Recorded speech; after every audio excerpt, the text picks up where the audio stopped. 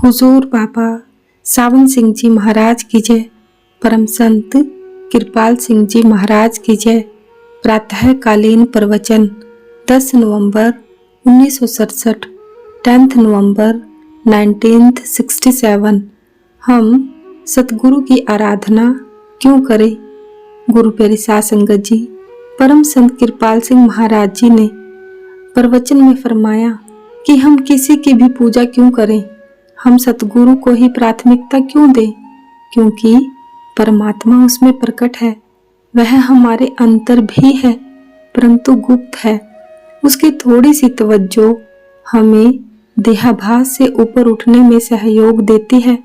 हमें कुछ पूंजी प्रभु को देखने और सुनने का अनुभव दी जाती है, शुरुआत करने के लिए, जिससे हम प्रभु की भक्ति कर सके। हमें सतगुरु की पूजा क्यों करनी चाहिए? प्रभु प्रेम है और हम भी प्रेम हैं। प्रेम का कुदरती गुण किसी न किसी से बंधना है। अभी हम प्रेम के द्वारा अपने शरीर से, अपने बच्चों से, अपने समाज से, अपने देश से जुड़े हुए हैं। हमारा प्यार कई हिस्सों में बटा हुआ है। सतगुरु से प्रेम करने का उद्देश्य केवल यही है कि हमारा सारा प्यार एक जगह केंद्रित हो सके। यह एक पानी की नली की तरह है जिसमें कई छिद्र होते हैं। पानी बूंद बूंद करके इन छिद्रों से बाहर निकलता रहता है। यदि हम नली के सारे छिद्र बंद कर दें और केवल एक खुला रहने दें तो हम देखेंगे कि खुले छिद्र से पानी वेग के साथ बाहर निकलता है। सतगुरु को प्यार करने का उद्देश्य है कि हमारा प्यार एक जगह केंद्रित हो जहां परमात्मा प्रकट है। क्योंकि प्रभु उसमें प्रकट है, इसलिए उसमें कशिश है। वह आपकी आत्मा को अपनी ओर खींच लेगा। आपने देखा हो कि असली फूलों को देखकर चिड़ियां चहचहाती हैं। चिड़ियां कागज के फूलों या फूलों की तस्वीर पर तो नहीं चहचहाती। प्रभु की सुंदरता सतगुरु में विद्यमान होती है, इसलिए वह दूसरी आत्माओं को आकर्षित करती है। जितना अधिक आप अपनी सूरत को सतगुरु की ओर लगाओगे, उतना ही आप उसकी ओर आकर्षित होंगे और बाहरी आकर्षणों से आपका ध्यान टूटेगा। यह एक प्रमुख कारण है सतगुरु को प्यार करने का, उसकी पूजा करने का। दूसरा कारण है, जैसा आप सोचोगे वैसा ही बनोगे। हर रोज सतगुरु की दया धारा का उभार मिलता है। अपने अंतर में आपको प्रचुर मात्रा में आनंदमय जीवन की अनुभूति होती है, जो कि सतगुरु से ही प्राप्त होती है। यदि आप किसी से प्यार करते हो, भले ही आपके चारों ओर सैकड़ों लोग बैठे हों, पर आपका ध्यान केवल उसी की ओर जाता है। इसी तरह सतगुरु की दया दृष्टि की किरणें आपको आकर्षित करती हैं। प्रत्येक क्षण आप उसकी पूजा कर रहे होते हो, अतः जैसा सोचोगे वैसा ही बनोगे। एक समय ऐसा आएगा जब आप भूल जाओगे कि वह आप हो या वह। सेंट पॉल ने कहा है कि यह मैं हूँ, अब मैं नहीं हूँ, यह तो क्राइस्ट है जो मेरे अंतर में रहता है। ऐसा शिष्य सतगुरु स्वरूप हो जाता है और सतगुरु स्वयं परमात्मा है। इसलिए हमें सतगुरु से ही प्रेम करना चाहिए। हम उसका कहना क्यों माने? यदि आप किसी से प्यार करते हो तो उसके पीछे पीछे जाओगे जहां भी वह जाता है। लेकिन यदि आप सतगुरु से प्रेम करते हो, परमात्मा उसमें विद्यमान है, तो आप कहाँ जाओगे? जहां वह जाता है आप वहीं जाओगे। यदि वह इस संसार में वापस नहीं आएगा तो आप वापस कैसे आ सकते हो? महाराज जी ने फरमाया, मैंने आपको गुरु से प्यार करने वाले एक व्यक्ति का किस्सा सुनाया था। उसके सतगुरु का नाम भीख था। वह व्यक्ति अपने गुरु के नाम का ही जप किया करता था। उसकी लीव अपने सतगुरु से लगी हुई थी। उस समय मुगल बादशाहों का शासन था। लोगों ने उसे भीख कहते सुना था। उन्होंने उससे पूछा, तुम्हारा खुदा कौन है? उसने उत्तर दिया, भीख मेरा खुदा है। तुम्हारा पैगंबर कौन है? मेरा सतगुरु ही पैगंबर है। उस समय के मुस्लिम रीति रिवाजों के अनुसार उसे सिर कत्ल करने की सजा दी गई। उसको बादशाह के सामने लाया गया ताकि बादशाह उसे सजा का हुक्म दे। बादशाह ने प्रभु प्रेम से ओत प्रोत उसकी आंखें देखी और कहा, इसे छोड़ दो। लोगों ने कहा, यह भाग जाएगा। बादशाह ने कहा कि नहीं, यह नहीं भागेगा। बादशाह ने कहा, देखो यहाँ अकाल पड़ा है, क्या अपने गुरु से भीख से बारिश के लिए प्रार्थना करोगे ताकि खेत खलिहान हरे भरे हो जाएं?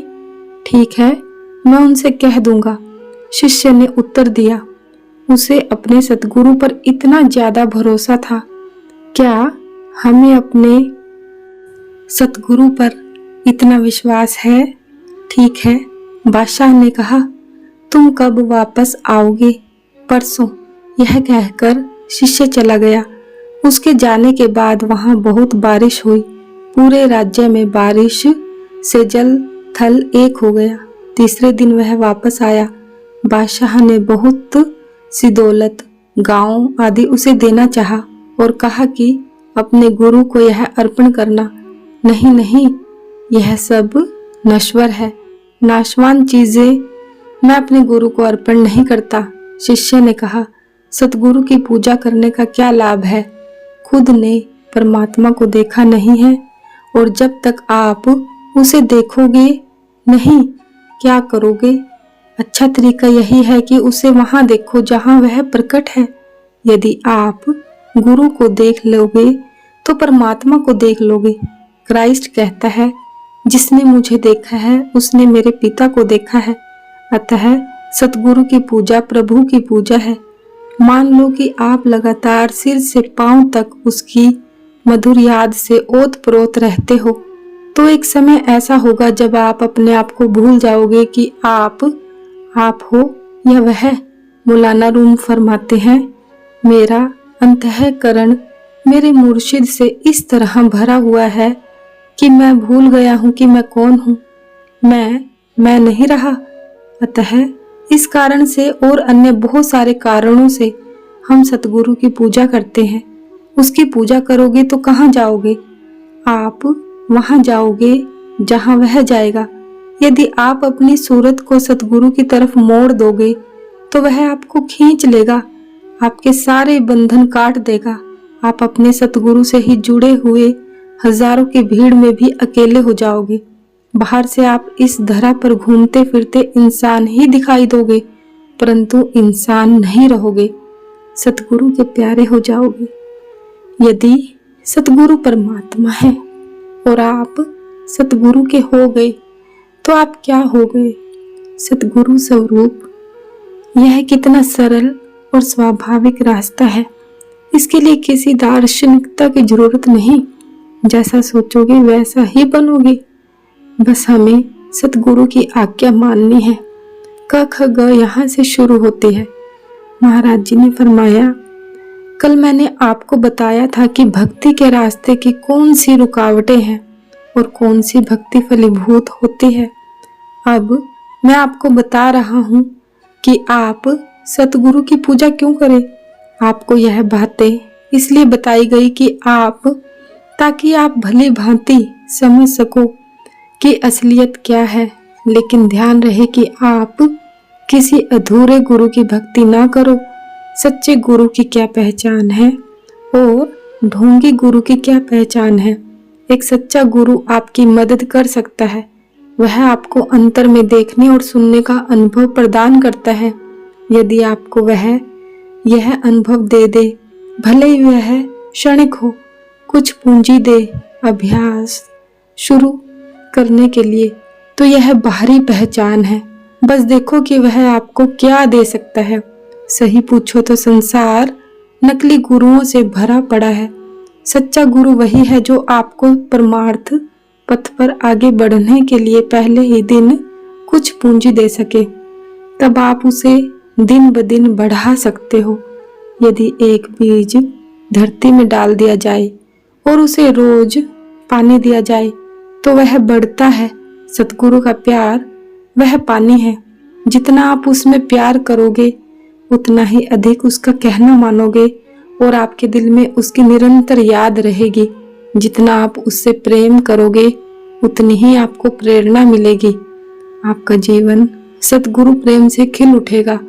क्राइस्ट कहते हैं, मैं अंगूर का पेड़ हूँ और आप मेरी शाखाएं हो। जब तक आप मुझसे जुड़े हो फल पाओगे। यही सीख सभी महापुरुषों ने दी है। चेतन प्रभु के प्रति प्यार सतगुरु के नजदीक आने से ही बढ़ता है। वह स्वयं चेतन प्रभु है। क्या होगा यदि आप सतगुरु में लीन होगे? आप भी उसी का स्वरूप हो जाओगे।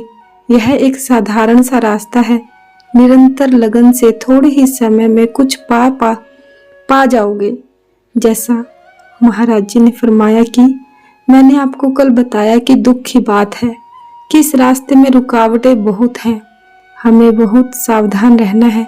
जितनी अधिक उसकी याद होगी उतना ही ज्यादा प्यार होगा। यदि आपके अंदर घाव हो जाए तो आपको दर्द होगा। कोई देख नहीं सकता, परंतु आपको निरंतर दर्द है।